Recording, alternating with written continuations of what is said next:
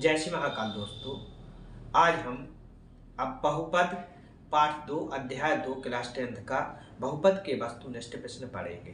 पिछली क्लास में आप बहुपद से संबंधित पूरा इंट्रोडक्शन पूरा बेस पढ़ चुके हैं।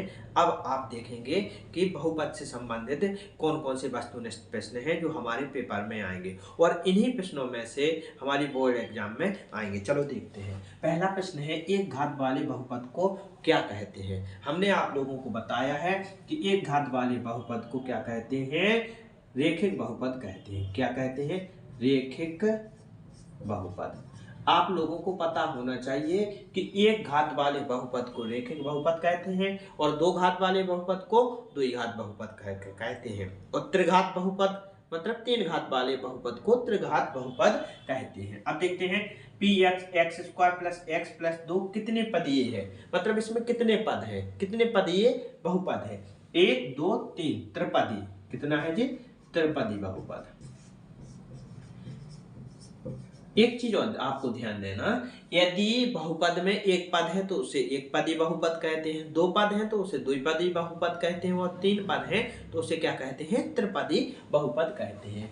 ऐसा व्यंजक जिसमें एक से अधिक पद हो क्या कहते हैं। आपको पता है बहुपद मतलब जिसमें एक से अधिक व्यंजक हो उसे क्या कहते हैं, बहुपद कहते हैं। क्या कहते हैं, बहुपद। और देखेंगे बहुपद एक्स स्क्वायर माइनस 3 के शून्यक होंगे। इसके शून्यक क्या क्या होंगे, पहले देखो आप यहाँ पर शून्यक निकालते हैं अपन, ठीक है ना। एक्स स्क्वायर माइनस 3 तो एक्स बराबर इसके बराबर 0 रखो तो एक्स बराबर एक्स स्क्वायर बराबर क्या आ जाएगा 3, तो एक्स बराबर प्लस माइनस रूट के 3। तो आपको पता होना चाहिए इसके बहुपद के शून्य क्या होंगे, प्लस माइनस के रूट के 3, ठीक है ना।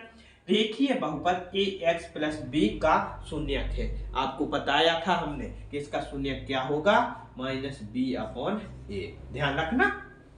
अब देखते हैं, द्विघात बहुपद के शून्यक अल्फा बीटा हो तब अल्फा प्लस बीटा और अल्फा इंटू बीटा क्या होता है, ये भी आपको पढ़ाया। अल्फा प्लस बीटा बराबर माइनस ए बी अपॉन ए और क्या अल्फा इंटू बीटा बराबर होता है सी अपॉन ए, ठीक है ना। ध्यान से समझते जाना आप। अब देखते हैं, यदि शून्यक -3/4 हो तब बहुपद क्या होता है। इसका फॉर्मूला आपने पढ़ा था, हम एक बार लिख रहे हैं, x square minus alpha plus beta into x और प्लस अल्फा इंटू बीटा। इसी में अपन मान रख के देख रहे हैं, ठीक है ना। एक्स स्क्वायर रख दो यहाँ पर, एक्स स्क्वायर।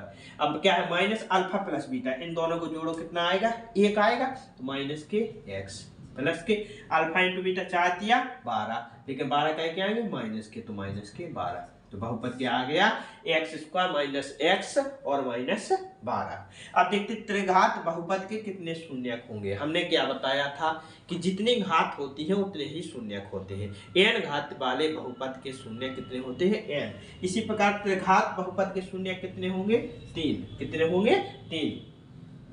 अचर बहुपद की घात क्या होती है, आपको ये भी बताया था कि अचर बहुपद की घात शून्य होती है। क्या होती है, अचर बहुपद की घात शून्य होती है।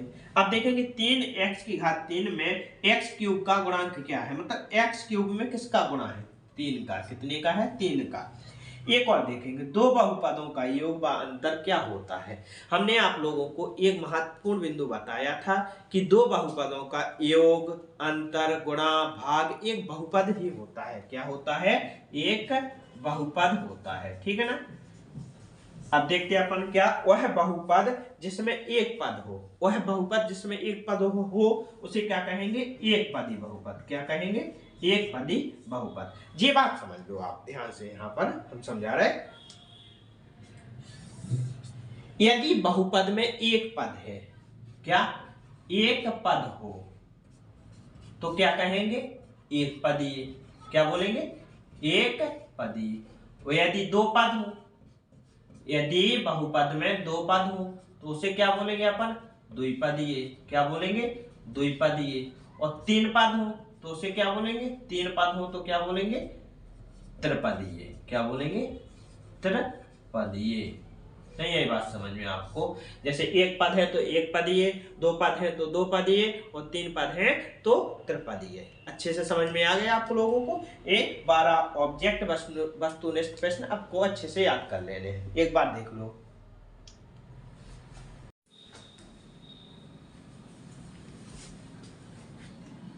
चलो अब हम आगे के ऑब्जेक्ट देखते हैं, ठीक है ना।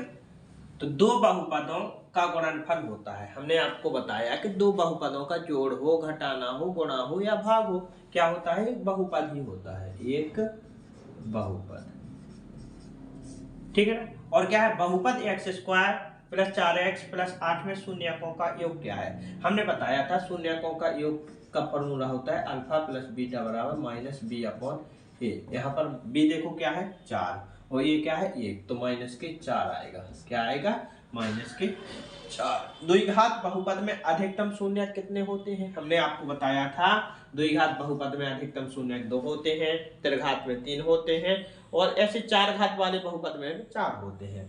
घात एक वाले बहुपद कहलाते हैं। आपको पता होना चाहिए कि घात एक वाले बहुपद क्या, रेखिक बहुपद कहलाते हैं। कौन से बहुपद, रेखिक बहुपद।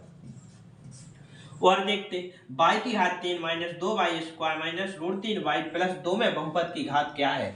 बहुपद की घात, बहुपद की जो अधिकतम घात होती है वो बहुपद की घात कहलाती है, जैसे इसमें 3 है, ठीक है ना। त्रिघात बहुपद में alpha into beta into gamma बराबर क्या होता है। त्रिघात बहुपद का व्यापक रूप होता ना, उसमें क्या माइनस डी अपॉन ए होता है और ये होता माइनस बी अपॉन ए होता है। आपको याद रखना, जी हमने पढ़ाए हैं आपको इंट्रोडक्शन में, ठीक है ना। शून्य बहुपद की घात क्या होती है, शून्य बहुपद की घात होती है क्या, अपरिभाषित। क्या बोलेंगे, अपरिभाषित।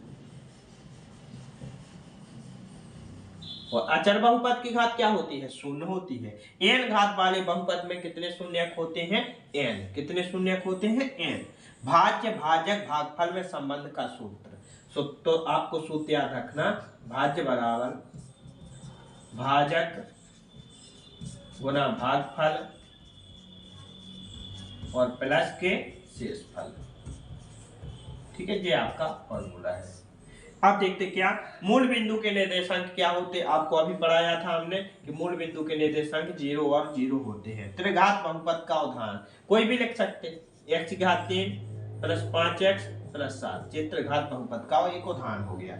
बिंदु -3,5 में भुज क्या है और कोटि क्या है। पहला मान क्या कहलाता है आपका, भुज, तो भुज हो गया -3 और कोटि क्या हो गया आपका, कोटि 5, याद रखना, ठीक है। बिंदु 7,5 किस चतुर्थांश में है, तो आपको पहला, दूसरा, तीसरा, चौथा, ऐसी इसी प्रकार 4 चतुर्थांश हमने पढ़ाए थे। पहले चतुर्थांश में दोनों प्लस के होते हैं, इसलिए ये कौन सा चतुर्थांश में होगा, पहला चतुर्थांश, पहले चतुर्थांश में, ठीक है ना। तो अच्छे से समझ में आ गए ना ऑब्जेक्ट, एक बार और देख लो अच्छे से। चलो हम 2-3 क्वेश्चन और देखते हैं। किसी बहुपद के कुल शून्यक उस बहुपद के आरेख के निम्न पर प्रतिच्छेदन के कुल बिंदुओं की संख्या के बराबर होते हैं। मतलब किस अक्ष पर प्रतिच्छेद कहते हैं, तो आपको ध्यान रखना x अक्ष पर प्रतिच्छेद कहते हैं। कौन से अक्ष पर, x अक्ष पर, ठीक है ना। अब क्या है, निम्न में से कौन सा बहुपद नहीं है। हमने आपको बहुपद की पहचान बताई थी कि बहुपद में क्या होता है, चल राशि की ऋणात्मक घात नहीं होती है और क्या बोलते, एक क्या अधूरी घात नहीं होती है, आधी घात नहीं होती। इसमें देखते जे बहुपद है, जे बहुपद है, जे बहुपद नहीं है, क्योंकि इसके बट्टे में कितने, एक के बट्टे में x लिखे, यदि इसे ऊपर ले जाएंगे तो क्या x n/-1 लिखा होगा ना, तो x की घात क्या ऋणात्मक आ गई ना, इसलिए ये नहीं है। x square plus 6x plus 9 के गुणनखंड, गुणनखंड करना आप लोगों से बनता होगा। x स्क्वायर 6x को ऐसे बांटो, मतलब 9 को गुणा करें 9 आ जाए, जोड़े तो कितना आ जाए 6 आ जाए। तो देखो आप 3 तिरका 9, 3x प्लस के 3x और प्लस 9, तो यहाँ पर क्या x कॉमन आ गया, तो x प्लस 3 और प्लस 3 कॉमन आ गया, तो x प्लस 3, ठीक है ना। तो यहाँ पर क्या x प्लस 3 और x प्लस 3, ये आपके इसके गुणनखंड निकल आए। और अगला क्या है, किसी बहुपद px के लिए ग्राफ में शून्यकों की संख्या क्या होती है। मतलब ये ग्राफ बनाया, इसमें शून्यकों की संख्या पूछी है, तो आपको ये देखना है कि परवलय कितने बिंदुओं पर काट रहा, 1 और 2, इसलिए शून्यकों की संख्या कितनी है, 2। इसमें कितने शून्यक हैं, 2 शून्यक, कितने, 2।